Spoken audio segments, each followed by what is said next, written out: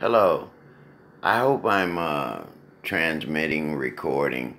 I want to speak about uh, what they're talking about on the radio, the athlete or the system that the athlete is working in.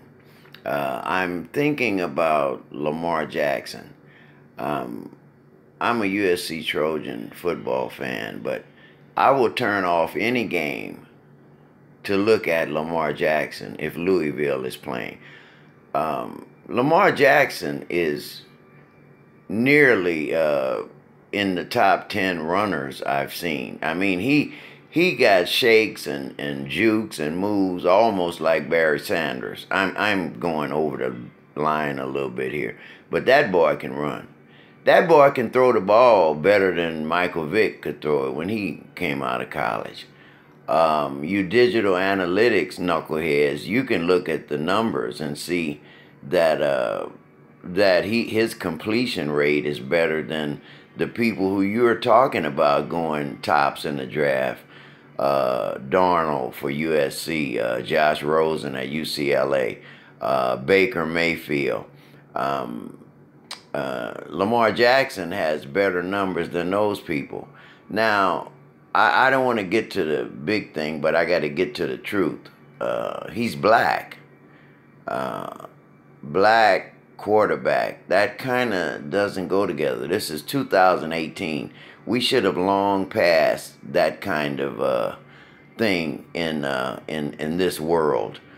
But the system he goes to, whatever system it is, the system should compensate to make room for Lamar Jackson because he is that great of an athlete. The defense will spend the whole week trying to figure out how to defend against Lamar Jackson when he gets to the NFL. If he goes to the right team, the right coach. The coach just has to see his talent and give him a chance. Of course, you have to buy some big, giant offensive linemen. But if you don't have big, tough offensive linemen, you can't win. I don't care if your name's Johnny Unitas or Joe Montana. You can't win. So you need that. You need a running game. You need somebody to throw the ball to. But people people are like followers in an old cowboy movie. Everybody goes to the saloon, and whomever buys the drinks for the crowd, they just get free drinks on the house and they get drunk. And they'll go to the jail and take a guy out of jail and lynch him. Irregardless of having a trial or a judge or anything like that. People just follow. They don't know. Like we're talking about, let's go to the NBA. Everybody's talking about, oh no, you got to have 5 men that can run the ball like Magic Johnson and them with the fast break thing. Showtime. And you got Golden State Warriors, who Jerry West also went up there and got straightened out.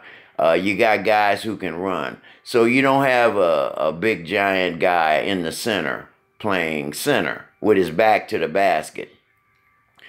So you go to this Dirk Nowitzki, Tim Duncan, LaMarcus Aldridge, Paul Gasol. You go to that thing with a guy who's 6'11", 7 feet, but he can handle the ball a little bit and shoot from the perimeter.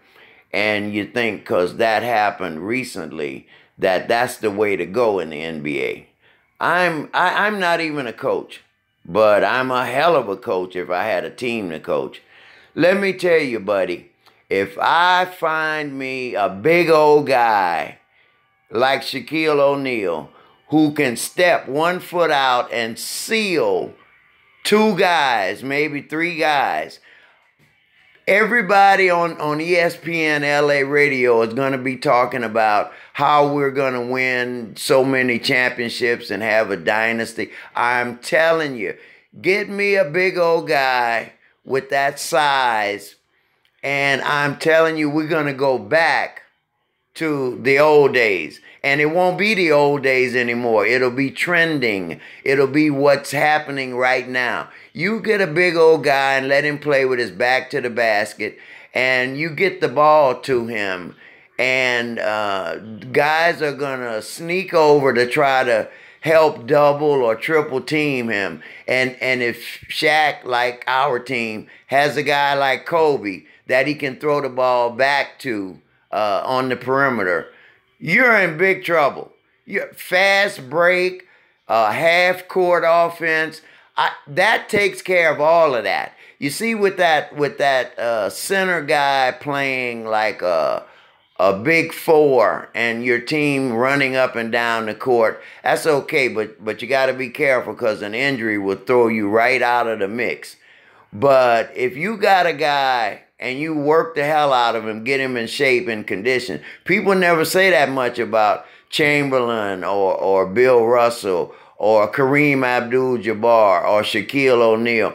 But them guys were big guys who played with their back to the basket, but they could run. They ran the fast break. Believe me, they weren't doing no cherry picking. Well, once in a while they'd slow up because they're big guys, so they can't run as much as some little 6-foot guy. But if I had a big guy, the NBA would go back to that method of teaching and winning and playing. You just don't have a guy who wants to be a center with his back to the basket. Now, back to Lamar Jackson. It just hasn't been done before.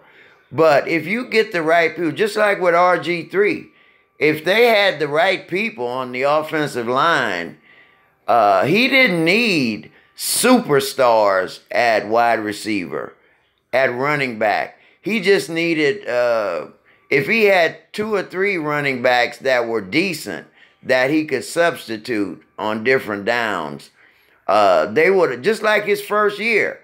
In his first year, he beat all the best teams. I think he beat Green Bay. He beat Eli Manning when Eli was younger with the Giants.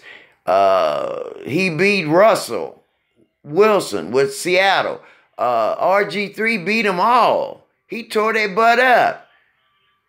Now, when you do all of that, then you got to be able to look at it and say, well, okay, let me get a couple more big young guys. Let me spend my draft picks on a couple of offensive linemen. Let me get some big guys to keep him from getting hurt, to keep him standing up so we can win these games. You don't have to be a follower because something is trending, because some guys want to keep a guy standing in the back like Peyton Manning or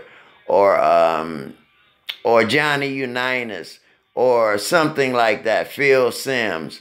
If you got a guy who can throw the ball, who's accurate and can throw it deep, like Randall Cunningham, they forbade Warren Moon from running. Warren Moon was a great runner, but they made him not run. And he didn't win a Super Bowl, but he did what the NFL higher-ups wanted him to do, and that's not run, just throw the ball. And he was probably in the top 10 most accurate, best throwers I've ever seen. Randall Cunningham, too. And you know Randall could run. Randall would forget all that stuff sometime and just run, take off. And when he did that, his teams won in Philadelphia and when he went to Minnesota. And he had Randy Moss and Chris Carter. Boy, that's one of the greatest teams I've ever seen. They didn't stay together, but I don't know, a year, 2 years, I don't know. But you can have an athletic quarterback who can run and throw, whose skin is black. You can have that. Get the best athlete available and put him on your team and make your team play to fit him. That's how you win football games.